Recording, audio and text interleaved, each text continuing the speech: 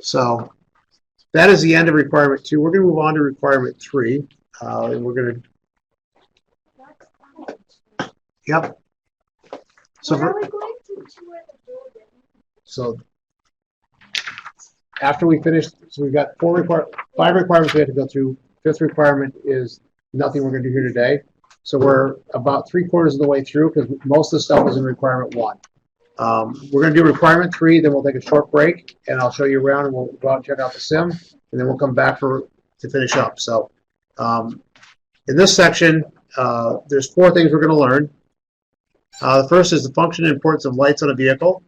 The second thing is importance of tire pressure. The third thing is importance of proper tread. And the 4th thing is importance of windshield wipers. So vehicle lighting. As we look at the things that we're supposed to track there, we have parking lights. They're located in the front and back of the vehicle, and they're white and amber in the front and red in the back. All of them must be visible at 500 feet, and it's never legal to drive with your parking lights on. They may only be used during parking. So that's one type of lights that you've got. So you should be tracking these on your worksheet about what type of lights are in the vehicle. So this would be requirement 3A. It asks you about the different lights and what they do.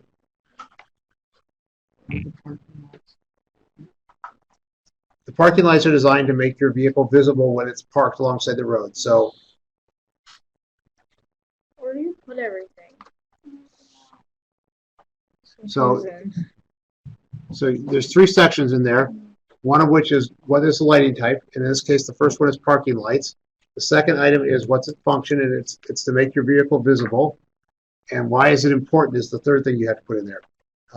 And with them being designed to be visible 500 feet away, it makes sure that other cars don't run into you by mistake. So if you're stopped alongside the roadway and you're sitting in your car, you don't want to be run into.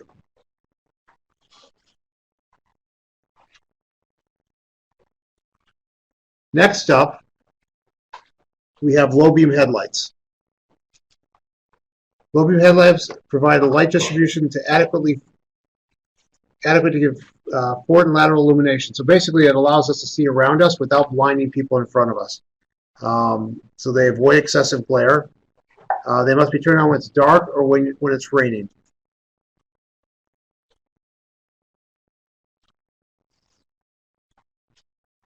So this type of headlamp is particularly used when you've got vehicles in front of you. So you can't use your high beams, which we'll talk about next, if there's a car immediately in front of you, because you don't want to blind them. So the next one up is high beams. So high beams provide. So the function of high beam lights is to provide intense light that illuminates more of the world than do the low beams. They're suitable for use when you're driving alone on the roadway. They're not so good when you've got fog or other weather conditions that cause the light to be reflected back at you.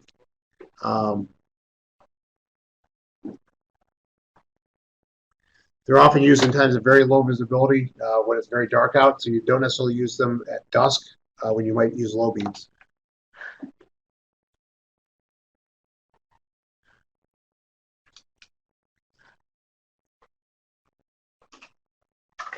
And their importance is that they allow you to see much more of the environment, and they're particularly good at lighting up very dark environments. As we talked about under requirement 2, one of the challenges is you have to switch back and forth between high beams and low beams oftentimes. And adaptive headlights, which are coming out now, minimize that switch back and forth. So another type of light on your vehicle is a turn signal. There's not enough spots. Combine low beam and high beam into one. You only have to, so just to be clear, you don't have to put all of these down. You just have to do a subset of them. So not all of them. So if there's 8 up here, you only have to do, I believe that they've got 5 spots. And so you can choose which ones you want to do. 6 spots. So you can choose which ones you want to do. So next up is turn signals. I can't even get Turn signals are on your vehicle to allow you to signal other traffic what you're going to do. They're activated by the driver when they intend to change lanes or turn. and it provides advanced warning. So the importance is allowing other people on the road to know what you're going to do before you start to do it. So if you turn your turn signal on when you're supposed to, before you start to slow down, then the car ahead knows that A, you're likely to be slowing, and B, that you're going to be turning. So people won't choose to pass you because you're slowing down when you're in fact intending to turn left across the roadway.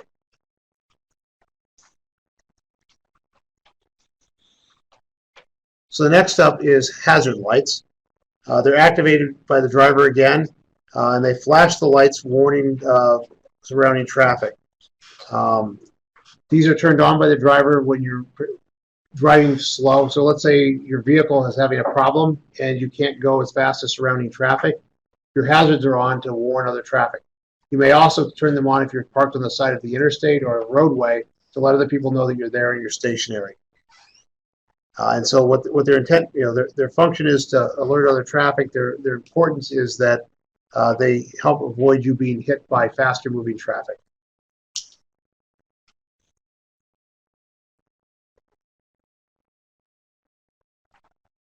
So next up is brake lights. These are red steady burning lights in the rear. They're brighter than just your running lights, but they're activated by pressing the brake. And what these are designed to do is to alert other traffic. So their function is to warn other traffic that you're going to be slowing. And their importance is to give other traffic advance warning that they need to respond to you so they don't strike your vehicle. So they help prevent crashes where one car runs into the back of another car.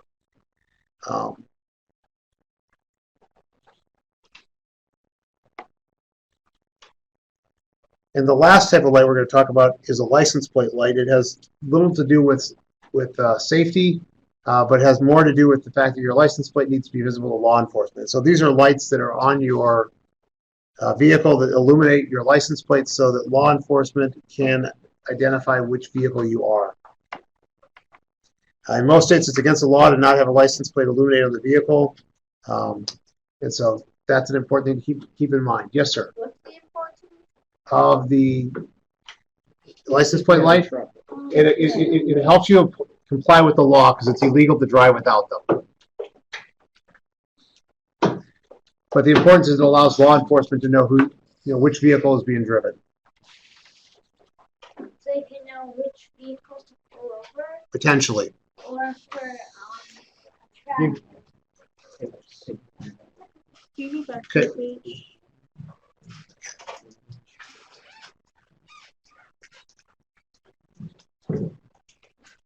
So we've got a few videos we're going to go through. The first one we're going to do is one that demonstrates the lights. So here is a demonstration of the lights. Hi, this is Jeff Wong with Expert Village. Today we're going to learn the basics of maintaining your vehicle. In this segment, we're going to be going So you want to pay attention to these as you're going to have to do some of these demos at home. So we'll be testing the headlight, the high beam, the turn signals, and various other lights in your vehicle. So the first thing you want to test are your parking lights. You can turn on your parking lights by turning your headlight switch to the first position. If you're unsure how to do this, please consult your car's user manual. So the easiest way to do this test is to have another person outside the vehicle checking and seeing if all the lights are working all the way around the vehicle. So now if the parking lights work, you can check and see if the headlights work. Again, if all these headlights are working, now you can check if the high beams work, both by having them constantly on. Seems like they work. And also to have them temporarily on by just flashing and releasing. So next, we'll test the turn signals. Ensure that both sides turn on individually. And then we'll press the hazard button light to ensure that both the lights flash simultaneously. Now, if one of the lights doesn't seem to turn on in any of these tests, such as one of the blinkers, the bulb may need to be replaced. Or when you push a switch and you don't hear any clicking sounds, you may need to replace the turn signal relay. So that concludes the testing of the front lights, and now we'll move to the rear of the car. that we're at the rear of the car, we repeat the same process by turning on the headlights. And this should turn on the rear parking lights, which should be red. And now you want to step on the brake, which should brighten the brake lights in the back, as well as turn on any center brake light that you may have. Verifying that these lights work, we move on now to the turn signals. Again, we check the left side, and then the right side, and then we turn on the hazards. We check both of them. And verifying that all the lights work, we take a look at the license plate, which should have lights above it, and those lights should both be working as well.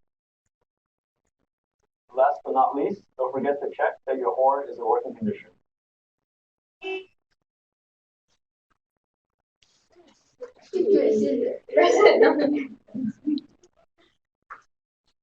So next up is tire pressure. So why is tire pressure important?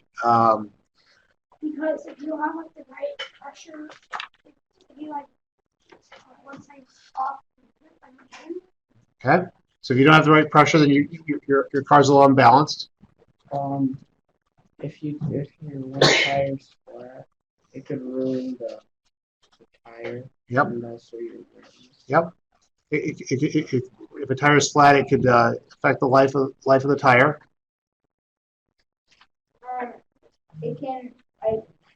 it can make your car act wrong. So yep. It's gonna act differently. It's gonna like break differently and stuff. So yeah. So if your tire pressure is off, your vehicles may drift one way or the other in the lane. So the three reasons that we've got listed are having the tire pressure correct maximizes the life of the tire. It maximizes fuel efficiency. If it's in that right range, that's what the vehicle is designed for, and the fuel economy of the vehicle will be maximized.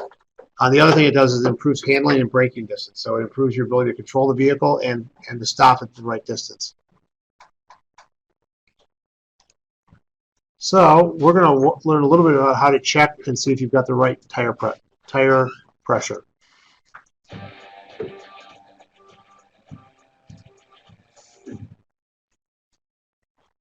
Welcome to Treadlight.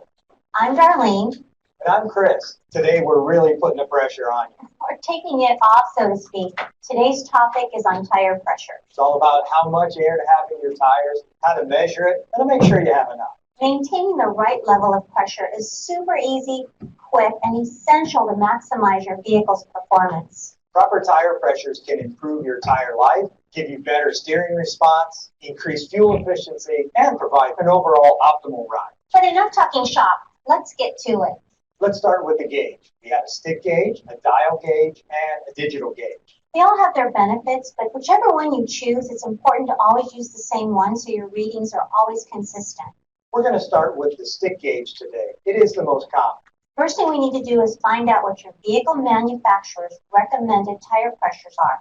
It's measured in PSI, or pounds per square inch. That information can be found in your door jamb or inside your owner's manual. And if you can't find it, you can always consult with a local tire professional. All right, Darlene, let's get started. Let's grab some paper and a pen and make it sharp. We're going to begin by writing down the recommended PSI for each tire, front and rear. And make sure you note if there is a difference between your front and rear pressures, as there often are. Another important fact is you need to check the tire pressures when it's cold. That means the car has not been driven for at least 3 hours or less than a mile at moderate speed. Unscrew the valve cap and evenly apply the gauge onto the valve stem. Press down hard enough that the hiss sound disappears. And here's what we found. As you can see, our right front and right rear tires are underinflated by several PSI. You can use a home air compressor or even one at a gas station. When you're adding air, apply pressure evenly. After you're done, you should check the pressure again with your gauge. For each pound you're low, it's about 1 second on the air compressor. So if you're 3 pounds low, 1, 2, 3. Okay, this car is ready to hit the road. Did you know that all cars sold in the United States since model year 2008 have a tire pressure monitoring system, also known as a TPMS? I do, but most people don't recognize this warning indicator. I know, Darlene, it looks like an upside down flower pot, Or a candle in parentheses. but it's not time to water your plants. It's your car telling you that your tire pressure needs attention. The TPMS warning light comes on when one or more of your tires are significantly underinflated. It could be 25% or more. This can lead to unsafe driving conditions. So, no more ignoring it. It's not a replacement for regular checkups. So that's all you really need to know about checking tire pressure. If you repeat this process once a month, your tires are going to love you. Now the pressure's on.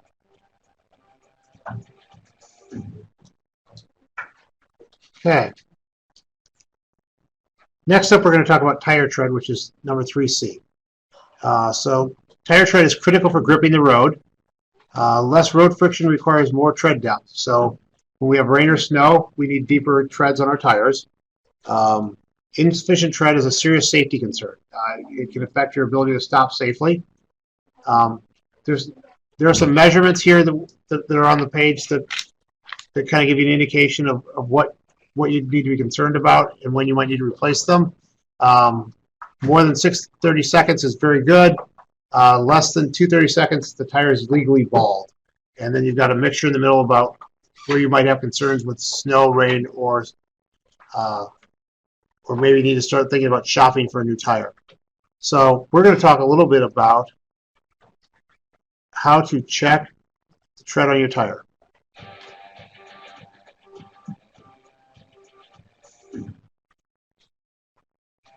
Hello, and welcome to Tread Life. My name is Chris. And I'm Darlene.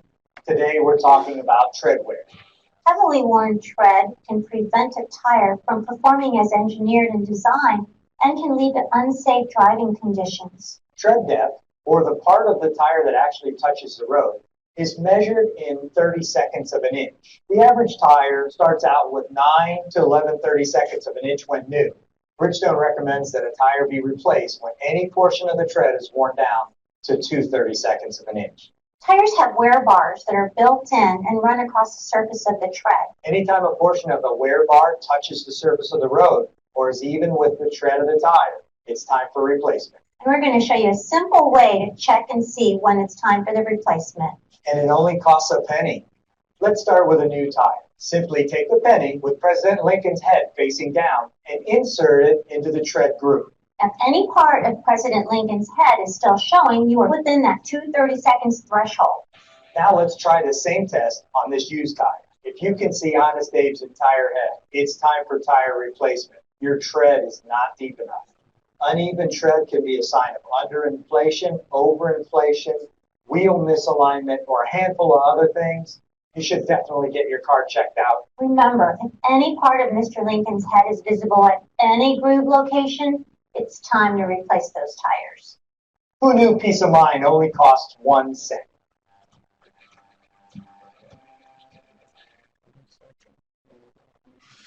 So that's an important thing to pay attention to. This is one of your pieces of homework is going to be to check your tire tread on your vehicle at home using a penny to figure out whether or not the tire tread is sufficient.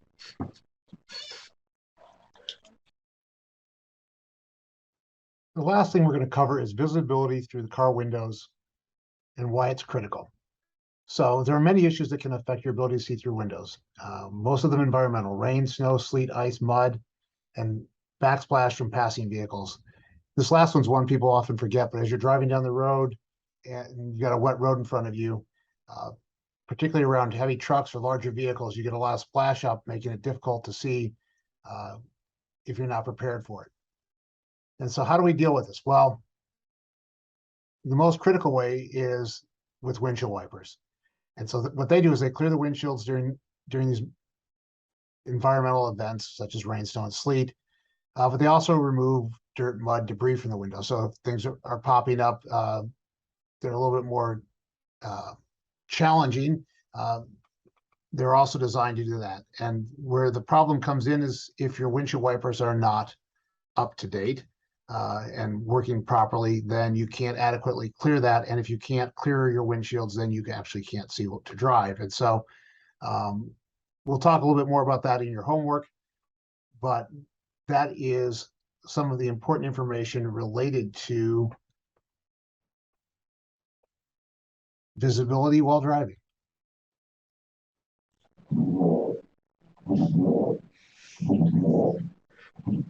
If your wife is moving smooth across the windshield and aren't making any noise, they're probably okay. But if you see any spots on the windshield that aren't being cleaned by the wiper blades, it's time to inspect them to determine whether we can clean them and prolong their life, or whether they need to be replaced. Before I start a wiper inspection or replace wipers, Okay, so they showed you a little bit about how to check. The other way to do it is a thing called the smear and clear test. And so this you guys will like because it involves mud. So what you do is you make a little bit of mud, some fairly thin mud, so more water than it is dirt, and you put it on your windshield.